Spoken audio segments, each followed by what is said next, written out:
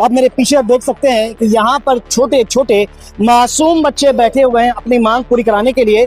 इनकी मांग ये है कि इनके स्कूल में टीचर नहीं है और इनको टीचर मिल जाए। बार बार यही बात है।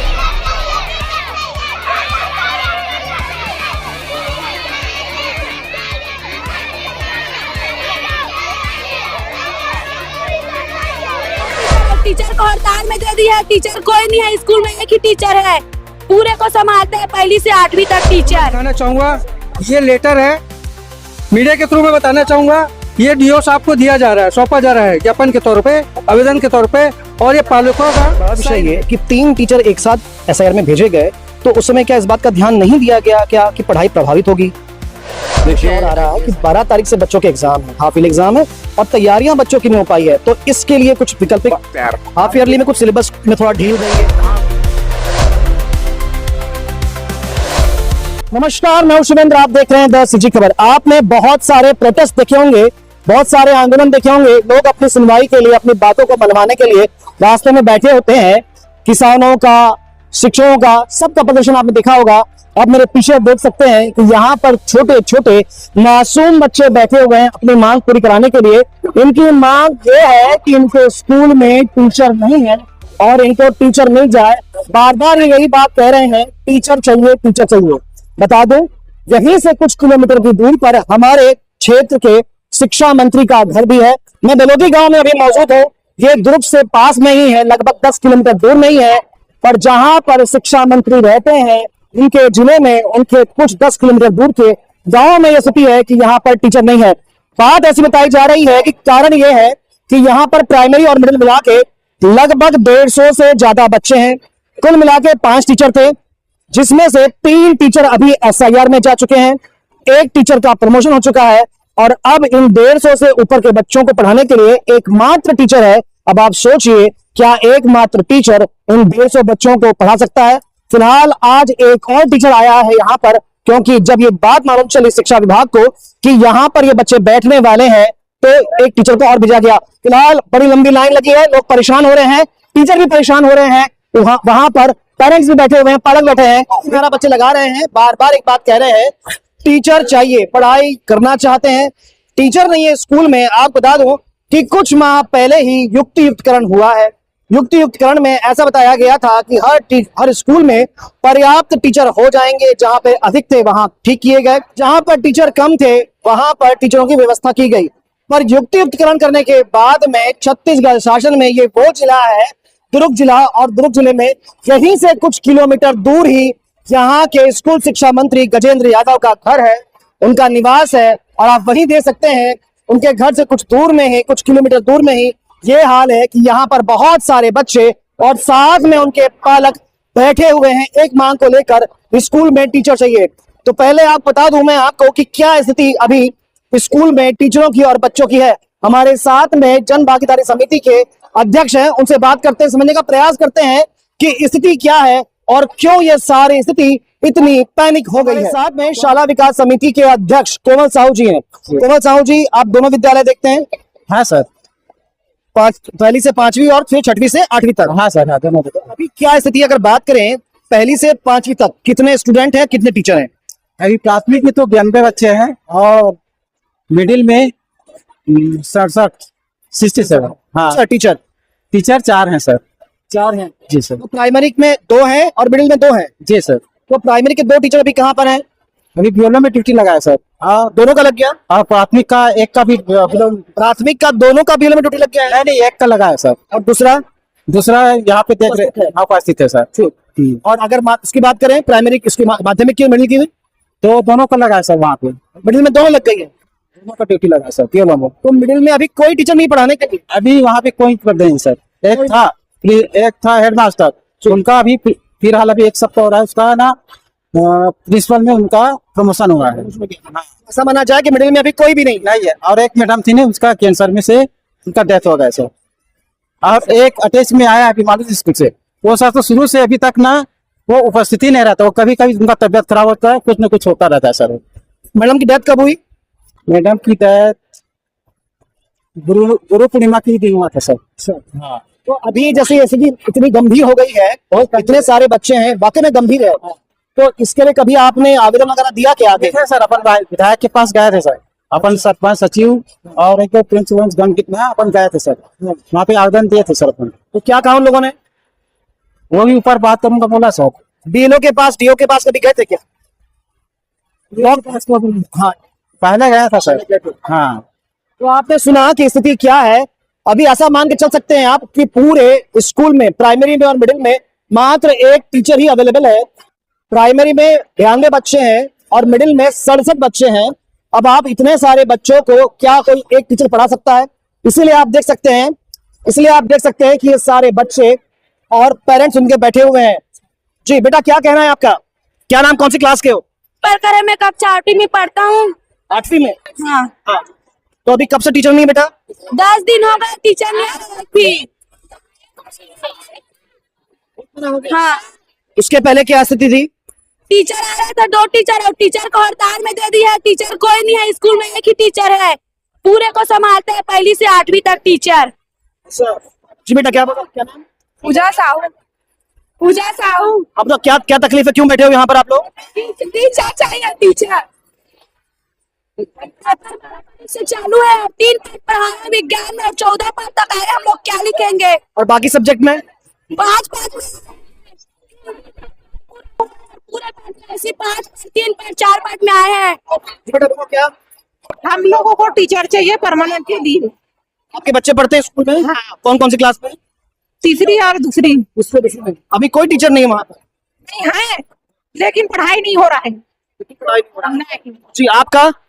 मेरे बच्चे 7वीं और 5वीं पढ़ते हैं, लेकिन पढ़ाई नहीं होता नहीं है ढंग से।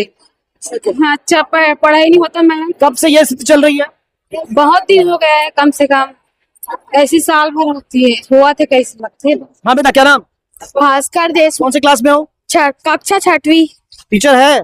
नहीं है, 12 तारीख को पेपर है। यहाँ पे एक भी स्कूल टीचर है, नहीं है। इसी स्कूल के बच्चे सामने यहाँ बैठे हुए हैं। और अब बच्चों की दिक्कत ये है कि 12 तारीख से इनके एग्जाम शुरू होने वाले हैं। बच्चों की पढ़ाई नहीं हुई है। मिडिल में अब फिलहाल कोई टीचर नहीं है और प्राइमरी क्लास में केवल एक टीचर है। अब एक टीचर क्या सारे बच्चों को पढ़ा सकता है? कैसे स्थिति होगी? बड़ी बात यह है, अभी सुनने में ये आया है, बात चक्का जाम बच्चों ने किया हुआ है, पेरेंट्स ने किया हुआ है। फिलहाल डीओ महोदय पहुंचने वाले, शिक्षा अधिकारी यहाँ पर हैं कि सारे पेरेंट्स और बच्चे उठ के अभी स्कूल के प्रांगण में आ गए हैं। डीओ महोदय से बात भी हुई है। डीओ ने इस बात का आश्वासन दिया है कि जल्द से जल्द इन सारी कमियों को पूरा करेंगे। पढ़ाई थके हैं, बच्चों की पढ़ाई होगी, इसके लिए आप आश्वस्त रहिए। अगर नहीं पढ़ाए तो एक्स्ट्रा क्लास लेके पढ़ाएंगे, पढ़ाना पड़ेगा। वो मैं देखो, पढ़ाना पड़ेगा। ठीक है, हाई स्कूल में एक मालूम पे टीचर आई, अब एक चिट्ठी भेजा था, तो अभी पढ़ाई चलत रही। हफ्ता 10 दिन में तो SIR मीटिंग में तीनों में वापस आई, तो पढ़ाई तो गति से चली। शासन स्तर से एक भी शिक्षक अगर शुरू मिली तो पहला शिक्षक पहला शिक्षक बेलोदित रही। ये बात पे भरोसा रखो।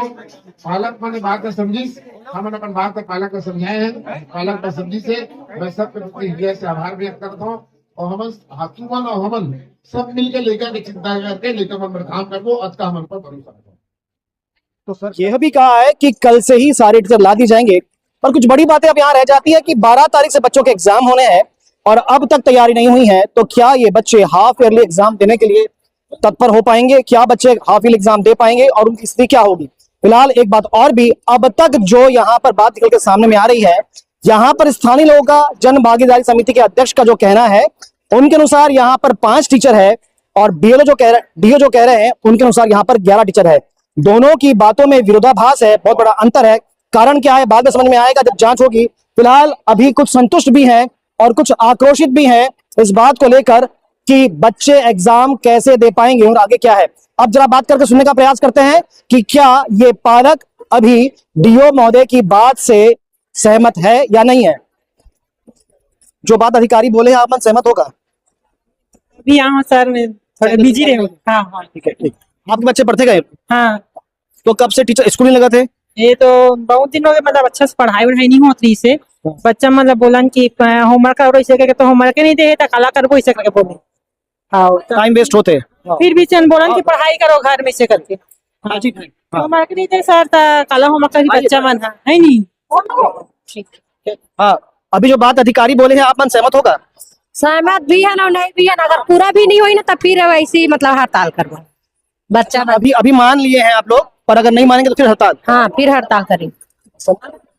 फिलहाल दो तरह की बातें हैं, कुछ लोग संतुष्ट हैं। अभी आप देख सकते हैं कि वहां पर डीओ महोदय है, ये दिखाओ, डीओ महोदय है, एक एक टीचर से, एक पेरेंट से बात की जा रही है और सबको संतुष्ट करना, मतलब सभी को संतुष्ट करने का प्रयास किया जा रहा है, बातें की जा रही है।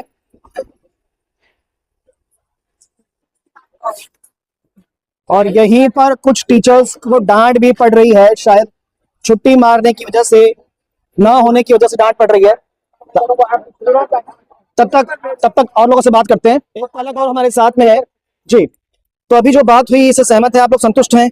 जी, हम लोग सभी जने आज यहाँ पे जो प्रदर्शन किए उससे जो हमारे पास साथ में डीओ साहब भी आए हैं और हमारी बात को उन्होंने सुना और आश्वासन देके जा रहे हैं और बोले कि आप लेटर तैयार करो। तो हम लोग लेटर तैयार कर दिए हैं।